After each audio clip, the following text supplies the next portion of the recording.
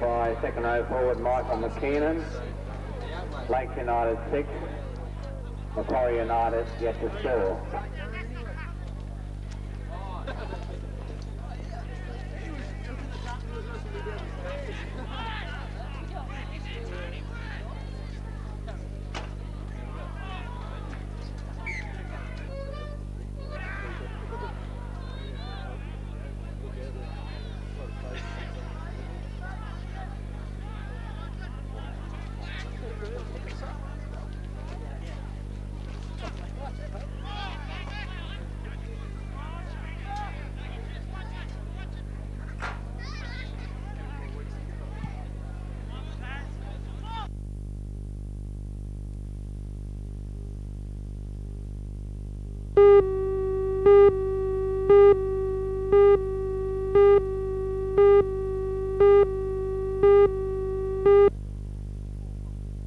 Although there was only a small congregation at Christchurch Cathedral last night, it was not a reflection of the general popularity of Easter Sunday services. The three morning services at the cathedral saw a combined attendance of 400, slightly up on last year.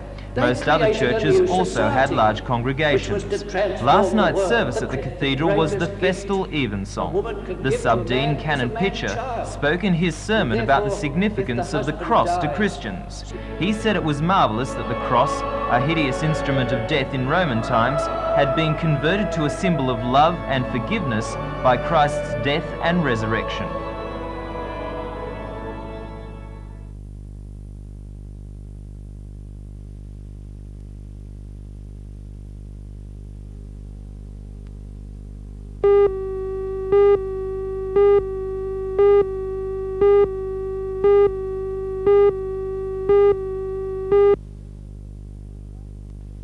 Who will be the Australian champ for 1984?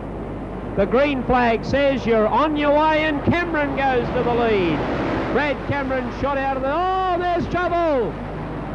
There's trouble already. 1 lap to go now for Don Bowie from South Australia. Half a lap to go. He got the measure of Lloyd Thorley in the slower traffic, and he is going to come on and become the new 1984 Australian Formula 500 champion, Don Bowie, and a very elated man.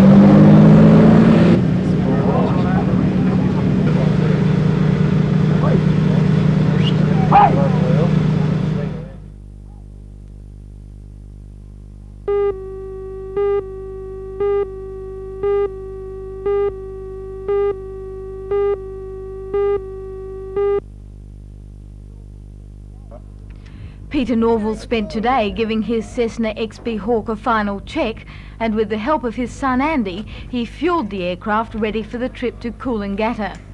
The speed record Peter will try to break is for a single-engined aircraft weighing between 750 and 1,000 kilograms. He believes the existing record of 3 days, 9 hours and 55 minutes was set by Jimmy Broadbent in 1935. Peter's trip will take him anti-clockwise around the Australian coast via the capital cities and other major coastal towns. Peter already has one world record under his belt for flying solo across Australia, but he says setting a new round Australia record will be much more difficult. We will need a lot of luck to do it. We could still end up with a record even if we don't beat his time, but I would like very much to be able to, and we have set ourselves a time of 3 days.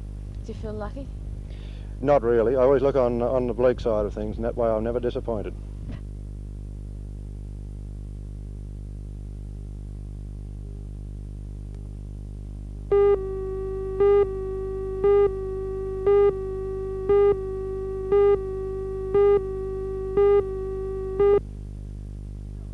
Chad Stevenson is a big fellow for his age. Although he only turned 12 last month, he already measures 178 centimetres. Chad's physique has obviously helped, for he has a lot of medals and trophies to show for just 6 years' involvement in little athletics. The Macquarie Shores Club member was part of the New South Wales team that went to Perth last week for the Australian team's championship. He came back with 3 more medals to add to his collection and 1 Australian age record. Chad took the gold in the 100 and 200 metre sprints and also won the shot put with a record last attempt of 14 metres neat. The previous record was 13.94. His performance was even more remarkable considering he was never intended to compete in the event at all. Despite coming second in the shot put at the state titles, it was decided he should concentrate on running and hurdling at the nationals. Only after a teammate was forced out with injury did Chad compete and take his record. You set the record in the shot put on your very last throw. What were you thinking of when you were throwing the ball? The boy who was my main rival. I was leading all the way, and then he beat me on his last throw, so I knew I had to beat him to win. You're obviously fairly versatile. You won the 100 and the 200 metre sprint gold medals. What events will you be concentrating on in future? Probably the 100 metres. Why is that? Oh, well, I've got the long legs and I've got the extra bit at the end to get me there. What's your future in athletics? What are your aims? Probably to go to the Commonwealth and Olympic Games. And represent Newcastle? No, Australia.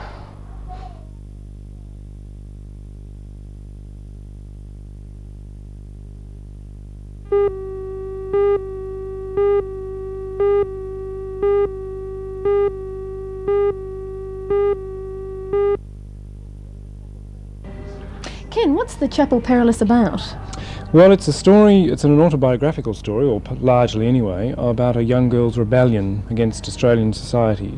The play moves from the 1920s through into the 1970s, and she's a very rebellious figure, and she rebels against all forms of authority, and ultimately has to give in, I think. It's got a very big cast. Does that make it particularly suitable for students? Yes, actually, we've got an even bigger cast than it was originally written for. The play suggests that there's certain roles that should be played by one actor playing more than one part. We've split all that up, and so we're using the full resources of the cast to their limit. And how have the students coped with it? Terrific. It's a great play for students, actually. It's a lot of fun. There's lots to do. The people who are in the chorus, so-called, are never in the dressing rooms longer than a couple of minutes. They're always rushing in, changing costumes, and rushing out again. Ken, this is the 3rd time you've been back to the university since 1978. Can we see you on a regular basis from now on? Well, I hope so. Yeah.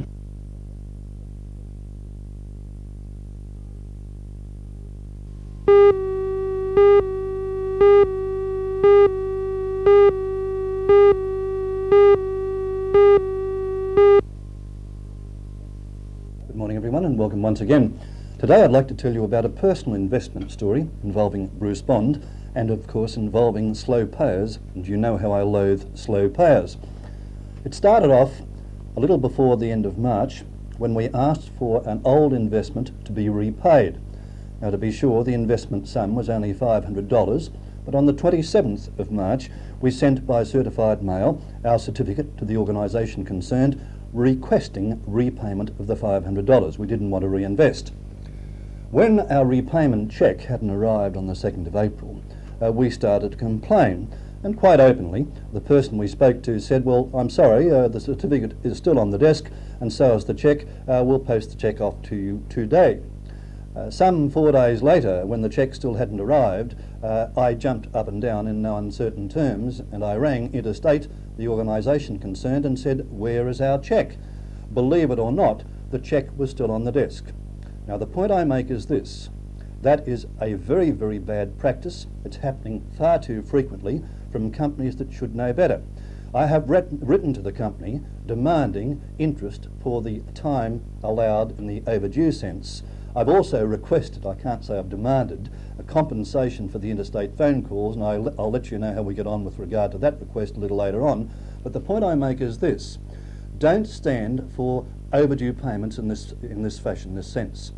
If money is to be repaid on a certain date, it is to be repaid on the 31st of March. And by the same token, don't forget to do the right thing by your bank as well. If, for example, you want to go over your overdraft limit, you ring your bank manager, and for the sake of 20 cents, it could save you a lot of hassles and a lot of embarrassment. So it's a two-way thing. Don't forget what I've said, and I'll see you again next Monday morning.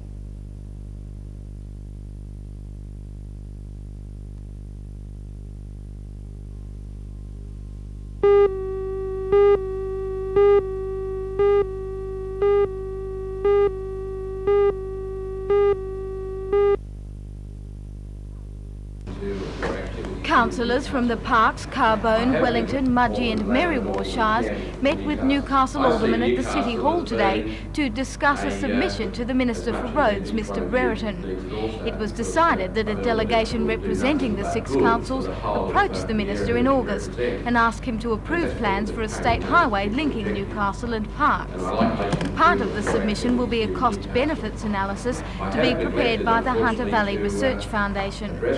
The delegation will also present Mr Brereton with tourism statistics, which will be supplied by the Hunter and North Coast Tourism Authority. The proposed highway will link Newcastle and Parks through Golgong, Cassillis, Merriwa, Denman, Muswellbrook and Branxton. The project is expected to be costly, but the chairman of the Working Party, Mr Darville Baird, says it will be worth every cent. Of course, all towns on the way all pick up a bit of business, see, from the traffic. The farmers, they're all businessmen, they've got better roads to deliver their goods, one way or another, and the tourists and one thing or another. I think it'd be a great benefit to everybody concerned. Do you think the condition of the road at present is discouraging some people from using it? Absolutely. Yes, people these days, they look at their map and they pick the best road to go anywhere. You know, it's a pretty big country and there's a lot of rough roads, and a lot of this road is not too good.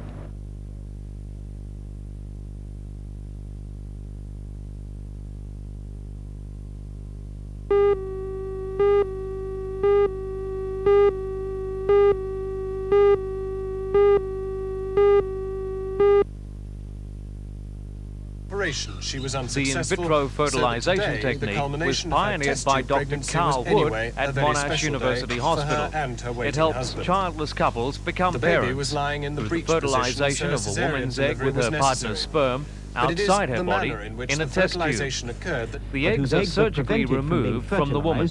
Because of some bodily They're then malfunction. fertilised with the sperm in laboratory conditions. The egg starts to divide and then develops into an embryo. And is then returned The embryo to the is then woman's placed womb, back into the where, womb with luck, to develop it will as a become normal attached pregnancy. and develop as a normal fetus. In Australia, there are 8 such programs using the technique. So far, there is only Newcastle's a team will be the 20% 9th, chance but of the only one fertilised established egg in a becoming totally full-term private baby. hospital. And so The executive director of Lingard Hospital, Mr. Darryl Matham, says it's a significant event in the Hunter region's medical history. It also brings with it a great degree of significance for the patients who currently have to go to Sydney and in some cases Melbourne to participate in this program. They will benefit greatly. What kind of a demand is there in Newcastle for an in vitro fertilisation program? We know right now of 140 couples who are registered on the Sydney program, and of those we know of in excess of 110 that have agreed to transfer over to the Newcastle program. There are probably many, many more couples beyond this. What kind of a financial commitment has Lingard had to make to get this off the ground? We've had to expend something like $170,000 in capital equipment, but in addition, the real commitment has been in recruiting the right type of staff to come to Newcastle.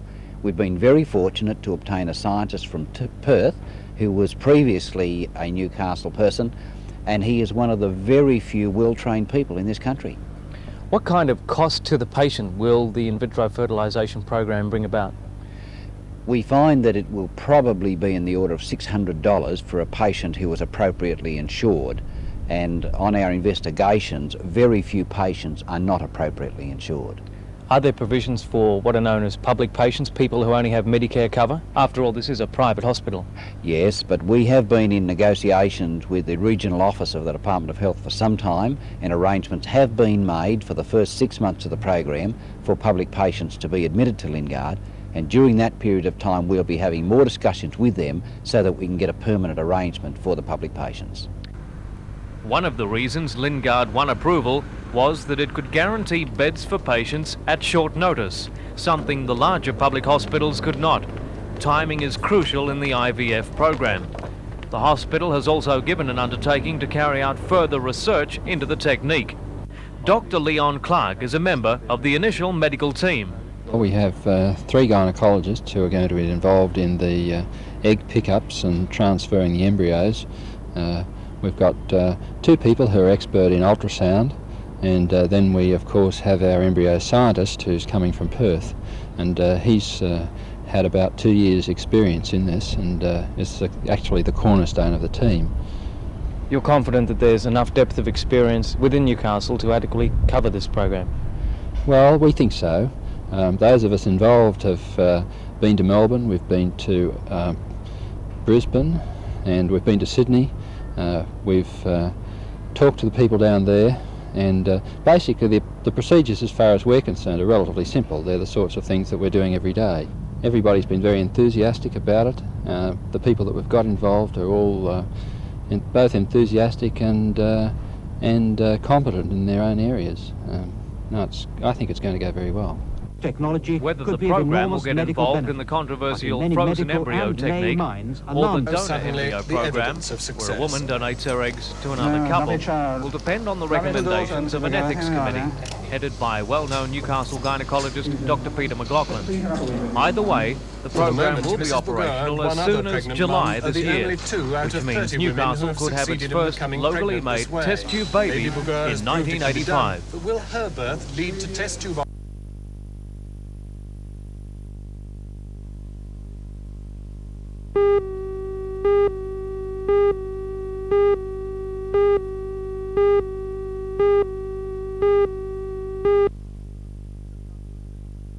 Just after receiving the good news that it's all go for the games, I caught up with 23-year-old Robert Stadden at the Junction Pool today.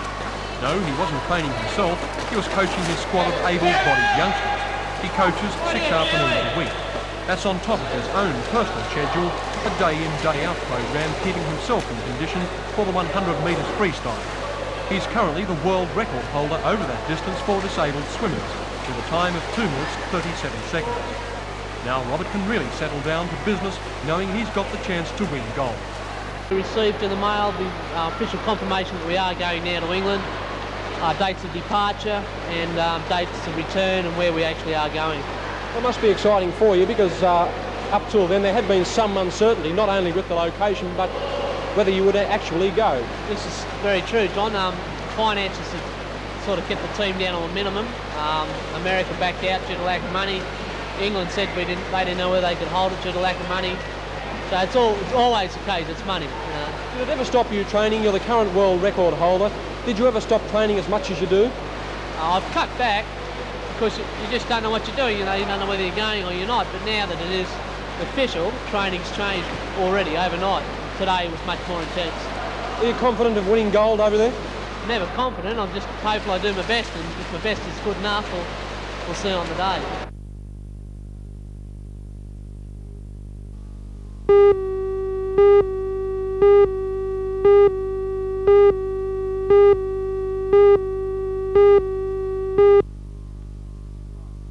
At Dixon Park Beach, board riders from 8 schools from Newcastle and the Central Coast gathered to contest the titles. After the day had begun with a sizable 1 to 1.5 metre surf, by this afternoon's finals time it had become a bit sloppy. Nevertheless, examples of the boys' skills were clearly evident. In the final, St Francis Xavier's Luke Egan and Chris Dalton ran out winners over Newcastle High's Mark Tickle and Paul Flaherty. Both schools will now go on to contest the state championships at Gerringong in July. Assisting with the running of today's contest was Newcastle's former 3-times world surfboard riding champion Mark Richards. Mark, how important is school surfing for the future of Australian surfing on an international level? Well, I think it's tremendously important. In America, they've got an association over there called the NSSA, which is the National Scholastic Surfing Association, and they have a training program running through schools in America where they train young surfers and eventually filter them through into the amateur ranks, then into the professional ranks. And in Australia, we don't have anything like that. and with the introduction of school surfing, that's sort of given us something comparable to that. So I think for the future of amateur surfing and professional surfing in Australia, school surfing is the stepping stone to those other aspects of it.